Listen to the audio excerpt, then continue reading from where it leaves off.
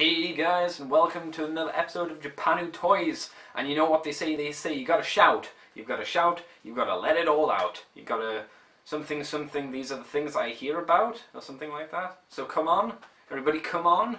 It's a Disturbed song, doesn't matter. We're gonna be having a, what the reference is. The reference there is we're gonna be having a look today at DinoShout. Yeah, DinoShout. Shout, shout, let it all out. DinoShout, shout.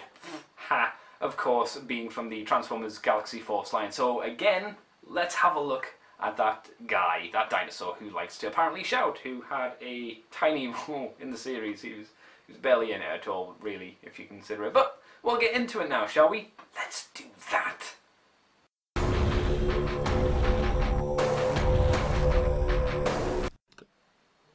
So he is DinoShout, and he is some kind of dinosaur of some description. Maybe he's a Triceratops, maybe he's an iguana, maybe he's a beaver. Ain't that right, Mikey? He's a fairly successful looking dinosaur, or a beaver, I suppose. Lots of nice detail on the side of his body, and on his head, and I like his tiny, tiny little hands. I guess not really a complaint, but something to note is he's very slender, he's very thin. So he really works well from side shots, but from the front to the back, you just think, wow, this guy could do with eating something really, really badly. And yo, he's got a club for a tail, which is kind of weird. So let's have a look at what this dino does. And first we'll take off his tail, because guess what, guys? This is his weapon. And because it's a flail or something akin to that, it has multiple joints in it, so you can position it how you like, which is kind of neat. But we'll put that off to the side and we'll look at his legs. We have a universal joint at his, his pelvis here, I guess. Moves forward and back a little bit, but not a huge amount. Well, back quite a lot, but yeah, if you want it to go forward, thanks to the joint, it can. And if you are inclined and desperate to, you can, I don't know, break his legs and get him to sit in this silly position, because that's what dinos did back in the past, as far as I remember from school and whatnot. He also has, oops, that's meant to not move yet. He also has two joints here, so you can get a good bend on here, but this joint, not a huge amount. And we also have an ankle tilt as well. Not swivel, but just forwards and back, so he's not the greatest toy ever, I'm afraid. But this allows him to get very dinosaur poses in. You know, this is apparently how dinosaurs walked back in the day. So that's cool. He looks more reptilian than if he just had a single joint. So the little hands are just on a swivel here, and the head moves up and down. The jaw does open, and this is the widest it can open. It's actually kind of neat that it's painted on the inside there. That's a neat little detail, which I appreciate. However, there's something about this jaw. You have to, if you want him to open his mouth like that, you know, there is an issue where if at this position it doesn't go any further down, unfortunately. But it's not a huge deal for me. But yeah, this is the Cyberplanet key now. And yo, this is the silliest of them, because you put this here and click. He's got a blade in his back now. It's not really useful in this mode unless he wants to cut the back of his head in half, I guess.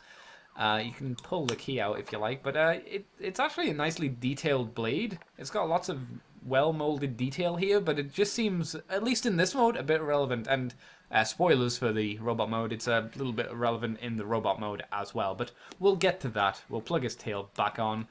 And that is pretty much all of what this guy can do. This is just, you know, a peg and clip system, so it's in there secure, and that clips back. And yo, that's his dino mode, so let's have a look at the robot mode now, shall we? Yes, we shall.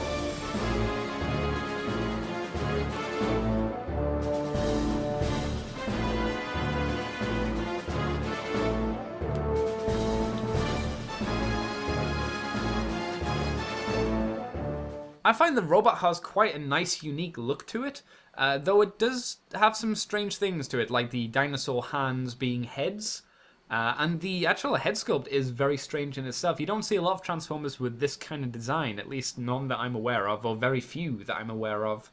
So yeah, around the back there's a big slot for the Cyberplanet key, but he's fairly clean. He doesn't have a lot of junk hanging off of him, mainly because of the design of his head and how they make that work. So that's kind of neat in itself, I would say. And as I mentioned, I just like this head sculpt because it's unique, and we don't see it often. There's just something about it, and I love how they've painted the red eyes in it. It really makes them pop out. Shame no light piping though, but I don't care. Articulation-wise, he hasn't changed too much, surprisingly. We do have these ball joints, which, you know, go around and move out a little bit here because of the transformation. It can go further up, so you can raise the roof, as it were.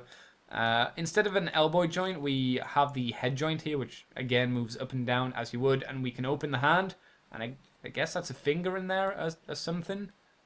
I don't know. Or maybe he can just bite people with his hands, which is pretty neat, I suppose. But that finger's weird. I don't know. Doesn't really do it for me. The head obviously doesn't move. There is no waist articulation either, mainly because of this whole junk here. And the legs are pretty much the same as you saw before. So, in terms of Cyberplanet Key, we saw it before. It does exactly the same. Now he has a blade coming out of the face, so he can headbutt people like crazy. So don't go to a rave with this guy, otherwise he will kill you super hardcore. And there we go, the key comes out finally. So yeah, it's a really dumb Cyberplanet Key or Forced Ignition Chip gimmick, but I guess it works to a sense, and the flail does go into the hand, surprisingly, because of the little joint we had for putting in the tail. We have these slots in his faux dino head hands, so he can hold that, which was kind of shocking to me back in the day.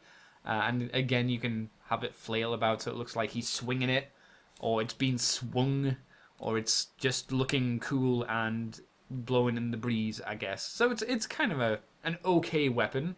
And yo, that is DinoShout, really.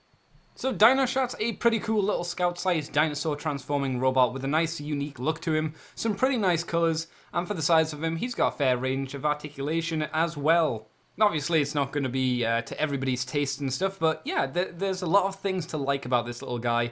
I can totally understand, though, if you weren't behind his hands, they are a bit weird. And he's certainly not the best of the dinosaur scout-sized toys. I think that still goes to Mr. Cruellock here, but that's just my opinion. So thank you guys for watching this video. I hope it's been fun and entertaining enough for everybody. And if you're interested in looking at any other stuff, please click on any of the links at the end of this video. Until next time, guys, I will catch you on the flippity flop side of life. For realsies.